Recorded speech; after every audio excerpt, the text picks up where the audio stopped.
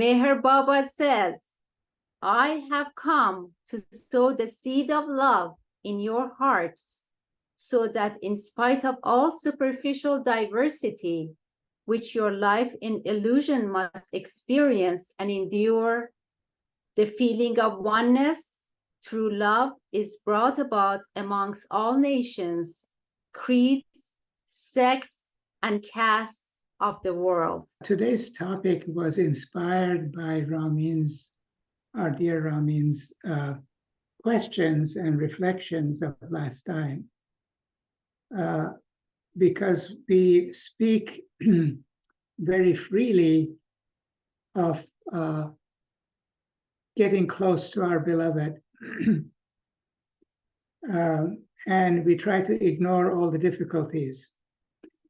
But it is true that Baba said it's not a bed of roses. And it was fun to hear Reza talk about, read in the poem about that analogy of a pot and simmering us, God simmering us in that pot to cook us properly. Rumi has another story about how the cook was, making a very delicious dish and was stirring the dish, and then suddenly a pea jumps out or tries to jump out, and the cook picks up a ladle and hits it and picks it back into the pot. And he says, what are you doing trying to flee and run away? I'm trying to give you good taste and make you very palatable for the beloved. So stay there and I will cook you until you are perfectly delicious and spiced and flavored for the beloved. So the process of unwinding is a little bit like that. And we all go through that at one point or another. And of course, we also have periods of a life or a full life span where we are kind of taking a breather. We are kind of collecting our energies for the next sprint. And so the beloved does give us those periods of respite and rest. And so when we go through those periods of rest, we don't even remember that there were periods of difficulty. He gives us so fully the experience of this freedom and joy and loveliness of his presence that we don't even remember, or the hard struggles that we went through. But today we're going to talk a little bit about those difficult times, because Ramin John did ask about it, and it is very real. So just a little review, as we said, unwinding, which is going to be the primary mode of living in Baba's new creation. In the old creation, the primary way was winding, but now we're entering this new creation where unwinding or involution is going to become the primary way of being. But it is very important to remember that it cannot proceed unless the winding process has been fully explored and all experiences have been wound up in sanskaric fibers. And this is a very long process. The winding process is very long, and it cannot be accelerated because it's governed by the law of karma. which means to the extent that you experience one opposite, you have to experience the other opposite. And you have to experience all the opposites. So it goes on and on and on. And each life is narrowly focused on specific dimensions of the two polarities of opposites. So once those experiences are gathered during a winding phase, one drops the physical body. And one goes into this other dimension of life that, for a better word, we use the word astral world. Baba describes it as a heaven of the second plane, but it's where heaven and hell are experienced. We'll just simplify it and say it's the astral world.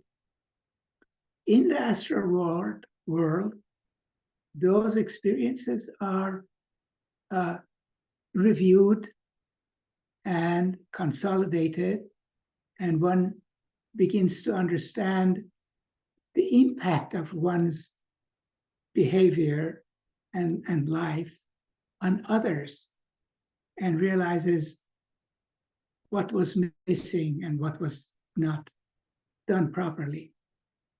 But one cannot do anything about it because one does not have a physical body, and it can only be done through a physical body. So one comes back, takes another body, and tries to correct the imbalance that was created in the previous life by experiencing the opposite. So when unwinding begins, though, things are very different, because one begins by going through a first phase in one's life of winding, which means learning the life, the world, as it is when one has just come into it. Because life has never existed like that before in previous lives. So one has to learn quickly how to live, how to be, what this life is all about in the first period of one's life, before the unwinding can begin. So one has wound every possible experience except the experiences of that life. And so one winds quickly the experiences and puts that in the sanskaric, those experiences on the sanskaric fibers. And then unwinding begins. I'm simplifying it, but at this stage, let's go with the simplification. And during this unwinding process, one tries to refine the accumulated sanskaras that one came into that life to refine, to unwind, by experiencing it just like one would do in the astral world. One reviews it. But while you're in the body, while we're in the body, we do that review. But it's more than just a review, because now you have a body to live it, to live out the corrections that you feel. And that is when we begin to feel the anguish, the guilt, and the hashimoni, and the regrets of how we should have done this and we didn't do it. And because it is immediate in our experience, we feel it very, very forcefully. And that is one of the difficulties of living an unwinding life, because you have to process and live what you normally do in the other life here while you're alive. And through the pressure, through that cooking, through that fire of these experiences, just like in the pot, you get boiled, and that ego eventually dissolves. And we talked last time about how when the ego dissolves, those sanskaric fibers are freed because the impressions on them are now blended and lifted and are refined. And so the fibers are available now to go and connect to a new level of reality. So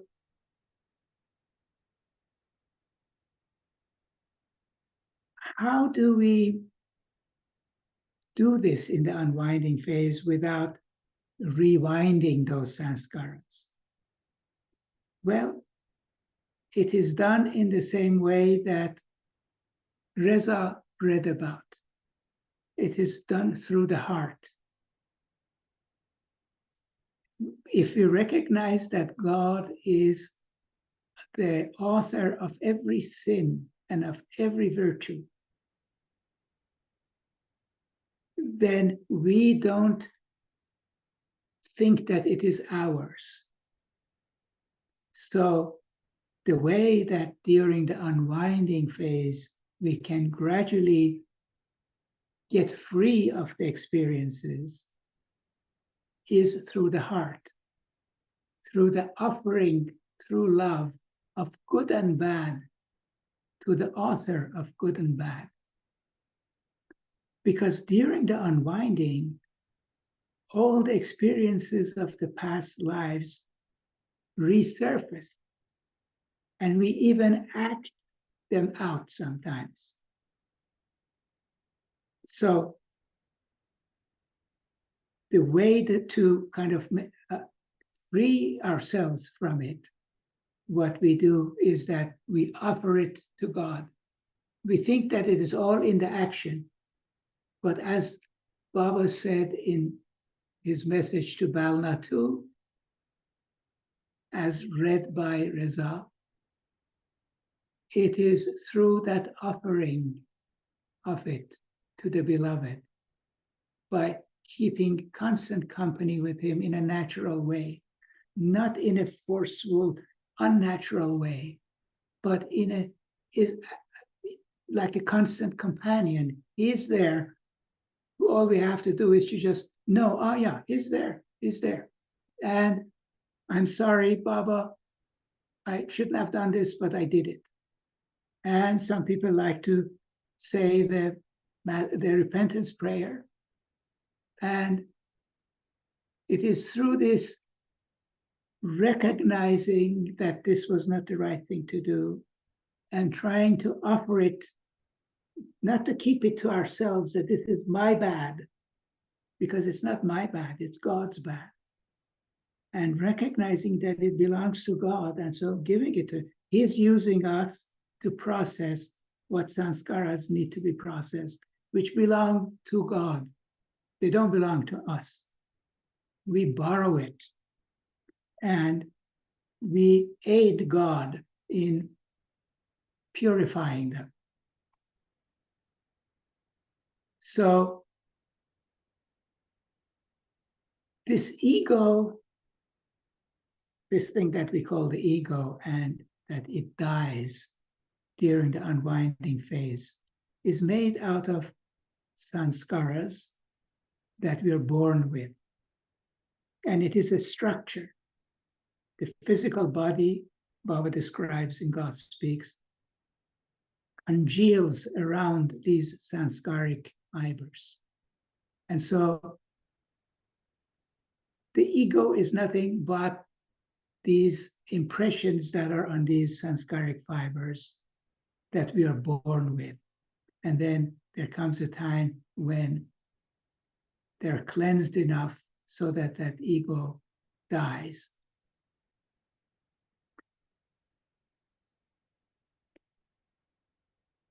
And then when the ego dies, this is another challenge,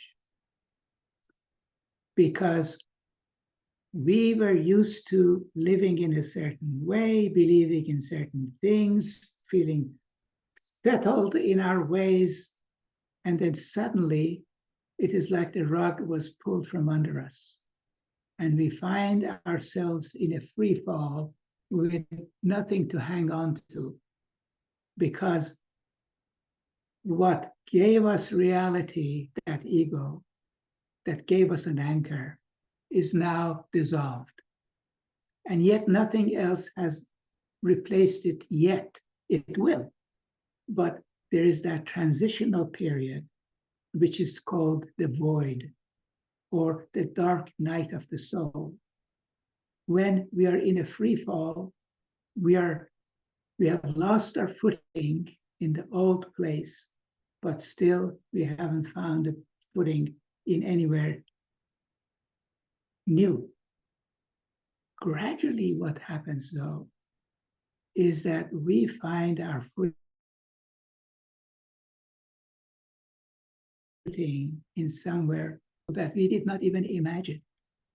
It was beyond imagination and conception when we find our footing in this new, more elevated place that is closer to truth, to divinity, to love.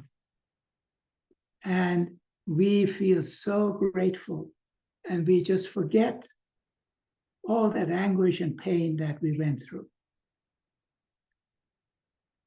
And so one gradually settles in this new level.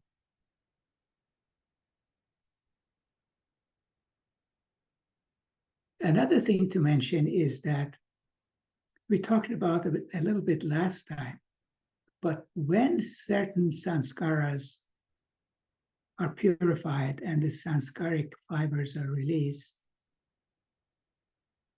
these refined fibers are joined by similar fibers from previous lives that carry the same themes and the same characteristics of what was purified. And they create a pool of energy that pushes one forward and that pulls one up and that brings about the new change. So one of the major differences between the winding and the unwinding is that during winding, there isn't much change. In fact, Freud was very disheartened because he would try to help people change their ways, and they would keep repeating and repeating and repeating, because in that lifetime they were programmed to live that kind of a life. All he could do was to find ways to ease their pain, to make their processes go more smoothly in the winding process. But changing them, he could not. But Freud had not come across unwinding people. If he had, he would be shocked out of his mind of how changeable people can be if they're unwinding. Because as I said, the old ego dies, it goes away. And a new layer of sanskaras surface. And a new understanding of life dawns. And this change that is powered by the released sanskaras of that life and the sanskaras of previous lives along the same lines, it changes the way one thinks. It changes the mind. It changes consciousness. It changes the brain structure itself. Even the synaptic connections in the brain are modified. And that is brought about by the endocrine changes. But that's a different topic. Nevertheless, it happens. And one begins to be a different person, think in a different way, and act in a different way. And people around are annoyed because they're used to criticizing you the way you used to be. And they miss it when you have changed. So this is another thing that happens during the unwinding, major changes. But change is very difficult and is very anguishing because every structure is programmed to maintain itself, to keep its structure. Otherwise, if that was not there, nothing in creation could persist. So the primary force is for things to maintain themselves. But then there comes a time when it is time for unwinding and for change. And that goes against the natural tendency of maintenance. And these two begin to clash with each other, and they create tremendous anxiety. It is because the boundaries of one's understanding are dissolving, they're broadening. And when that happens, it is tremendously anguishing and anxiety provoking. And it's a tug of war, basically, between what was and what is coming in the future. And this anxiety is something that one has to get good at during unwinding. One has to learn to handle the anxiety. One does not want to get rid of it, because without it, one cannot grow. Anxiety is when the new is coming to replace the old. And that is what brings about growth. So one gradually becomes better and better and better at handling anxiety.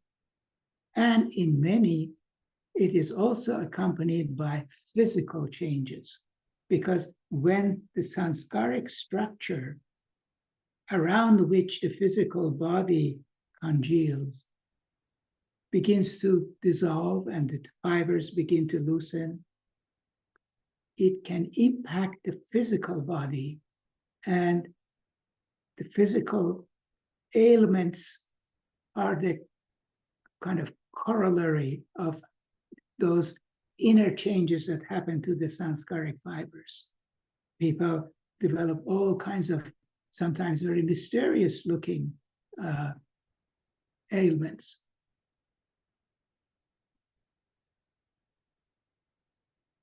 And another thing to keep in mind is that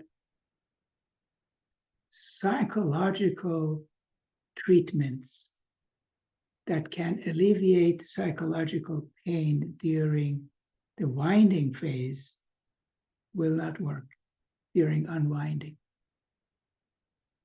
One must try them, and they can help a little bit. But the principles during unwinding are not formulary. They're not kind of structured. During winding, everything is structured. Everything causes this, causes that, this causes that, this causes that. So if you want to make a change, you change this and you create this particular change. During unwinding, everything is coming together in a way that is very complex, and it doesn't lend itself into a kind of a easy formula. So many unwinders discover that their colleagues, their friends, their acquaintances who were suffering from the same psychological problems go through treatment and they're cured, or their problems are ameliorated. But because they're winding. But if you're unwinding, that is a totally different story. Those clear ways may not work. nevertheless, one has to try and try and try. Another thing that is very counterproductive during winding, but very productive during unwinding, is the role of failure. So during winding, everything is patterned and structured in a straightaway way. So you do this and this and this, and you get this. And so you know this is good, this is right. So you go and you try to do it. You know that being a, I don't know, a Democrat is the right thing. And so you go do all the right things to promote your, your point of view, or the Republican or whatever. And you expect certain results. Because that is what is right, or what you consider right. Now, in the unwinding phase, something peculiar happens. We're admonished to do our best, just as if one does during the winding. But the results are often puzzling and totally different from what is expected. So, because it doesn't follow that formulary approach. And one fails. One tries one's best, but from a worldly perspective, one fails. But the beauty of it is that unless one fails, one does not have the opportunity to learn the next level of what is right. You have to let go of your limited way of what you thought was right, was good. You have to fail in it so that you have the freedom to learn the next level of what is right and what is good. So our limited understandings of what is right and what is good through failure become expanded and are replaced with higher understanding of what is good and what is right. And of course, when one fails, one is disappointed, naturally. But over time, one is so grateful because through that failure, one's vision has expanded, one's understanding has expanded to much wider vista, which is much more gratifying and satisfying and elevated. And so one is grateful that one failed in achieving what was limited in the past. Another thing that happens during unwinding is one loses faith. One gradually loses faith in everything, in all the values that one held dear, in all the worldly and spiritual values. Because again, that is losing one's grip of limited, narrow ways of being and knowing, and having the opportunity to move beyond them.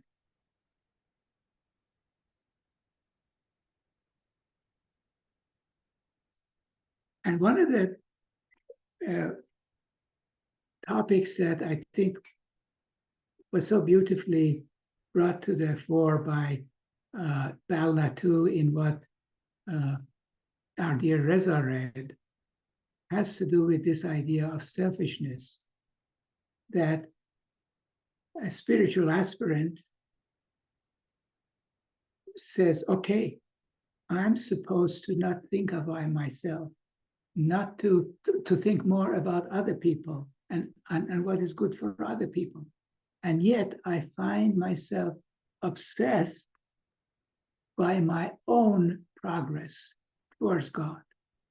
The whole focus is on myself. And that becomes a dilemma, here I am trying to do the right thing, and yet I'm doing the wrong thing. And so one becomes hopeless and one becomes helpless, and it appears like there is no way out. But there is an Egyptian saint who explained this dilemma in a very beautiful way. And I will read this to you. His name is Ibn Atallah al-Iskandari. He said, if you were to be united with God only after the extinction of your vices and the effacement of your pretensions, in other words, if you were to achieve God only through your own effort, you would never be united with him. Instead, when he wants to unite you with himself, he covers your attributes with his attributes and hides your qualities with his qualities. So it is not what we do that gets us nearer to God, but it is God himself, just as Reza read in the poem by Rumi as well, that he's after us, he's trying to get us close to him. We try to run away from him, but he is after us. And it is his attributes that hide our qualities and take over our qualities. And thus, he unites you to himself by virtue of what comes from him to you, and not by virtue of what goes from you to him. So all of this anguish is felt. It must be felt. All this anxiety must be dealt with. But the truth of it is that even though that must be so, he is there to wipe it off and wash it off and give his qualities to you. And that is why we talked about it last time about his Sahabas, that Baba wanted in his Sahabas for people to feel intimate with him. And Bal Natu's book is called Intimate Conversations, and it communicates that sense of intimacy. Because when we are intimate with him, his qualities can seep out to us naturally and in a very natural, automatic way. And that is the key of surrendering. Another word for it is just surrendering, is kind of that intimacy where you just give up.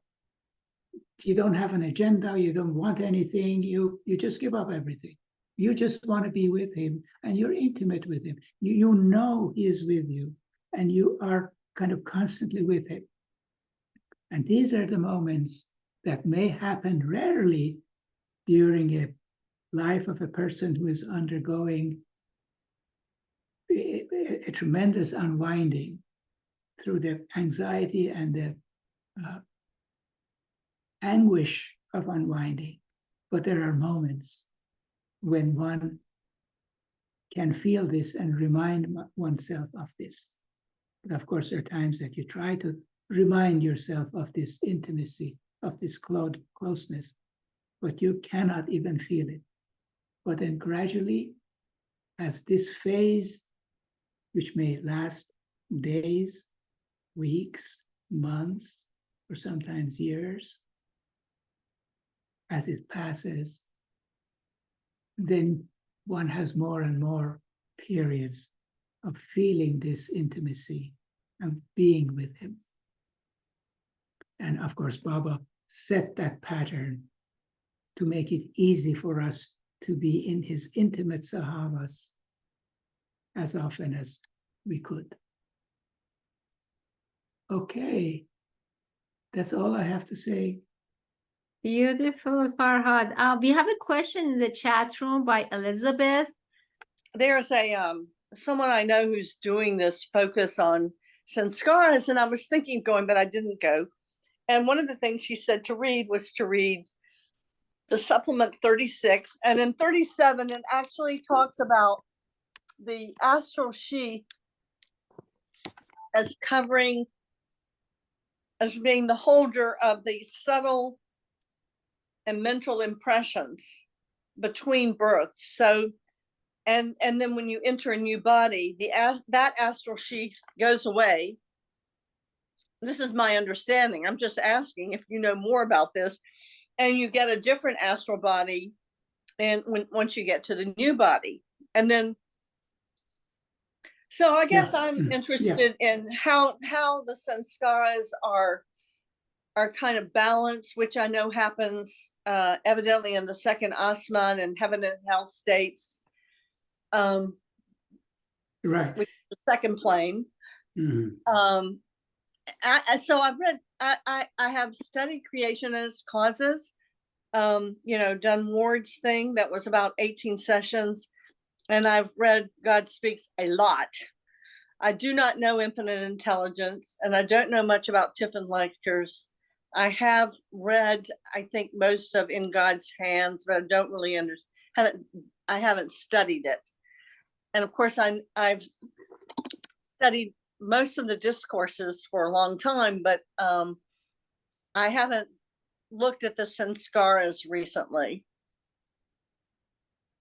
Yeah, right. So I think, the terminology can be confusing, but what we're calling the ego, it has an infrastructure that is called the astral body. So the astral body, you can think of it as the ego, which is an actual structure. It is made out of sanskaric fibers. And so you have that, and then it dissolves. If you're winding, you don't have it anymore. But then if you're unwinding, it dissolves while you're still alive. And then another astral sheath or ego comes to the surface from all these millions and billions of lives that we have had, which are kind of connected in a thematic way to create a new ego. And if one is lucky, one goes through many, many deaths. And the Sufi poetry is replete with these talks about Bemirid, Chumurdid, Hameshahu Amirid, about death and how important it is. And he said, die. And when you die, you become kings, you become lords. And so it is the death of the ego, which is an actual thing. I mean, the structure dissolves. It's not a poetic metaphor. It is not, a philosophical idea.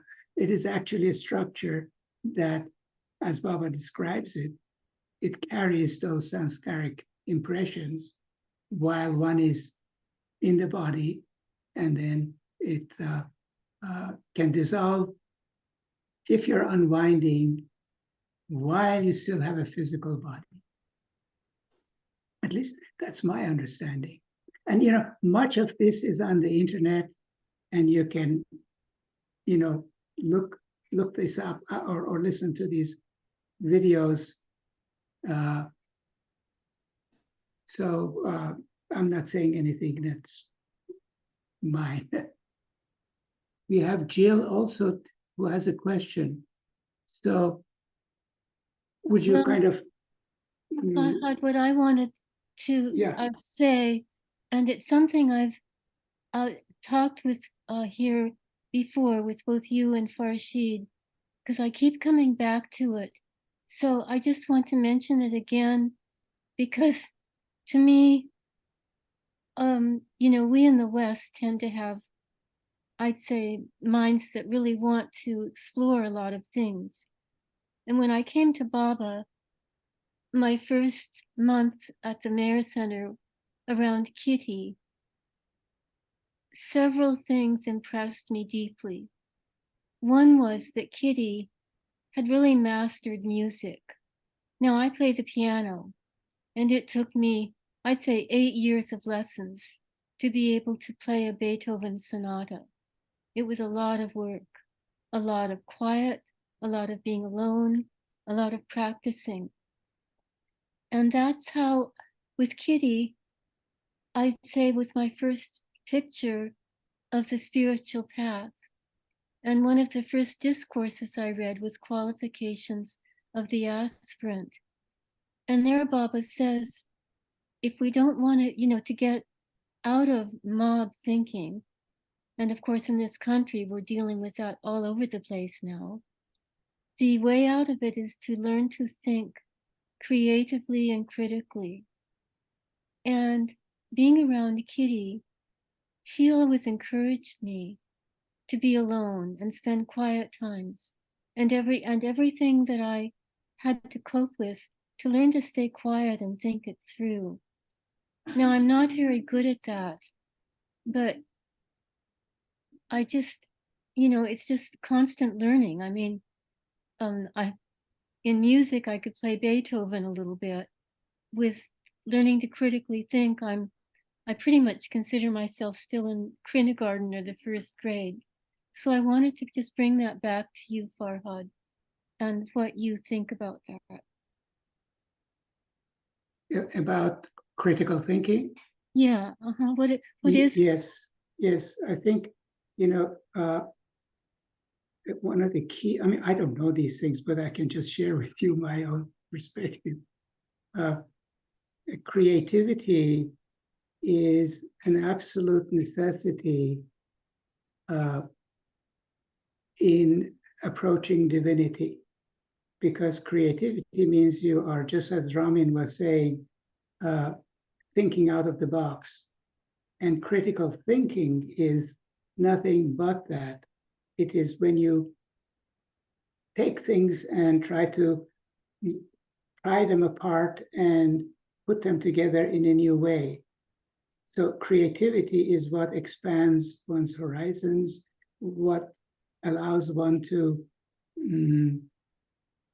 frees the mind from narrow and binding ways that it habitually creates for itself. So I am, 100% with what you're saying. If I understood your point, did I, or did I miss it? No, you understood, because you're explaining what I need to understand. You know, the difference between critical thinking and creative thinking. And that's a help. Yeah, to me, it's no different. I mean, critical thinking means that you don't just read and memorize and repeat it like a parrot. It means that you expand it, you think about it, you are critical about it, and you're creative about, and that's a creative process, at least to me. But also, if I may add to this, but also I think this is, both of them is a type of creativity, but in different mood of it. One of them is more into questioning things. One is to create, to produce something with it. So it's just different mood of, I think, creativity, I would say. Yeah, very, very well put, Ramin. I mean, Baba seems to use them together in the discourse, and I've not found a place where he explains the difference. So that's been, anyway, thank you. Baba, what do we know? Yeah.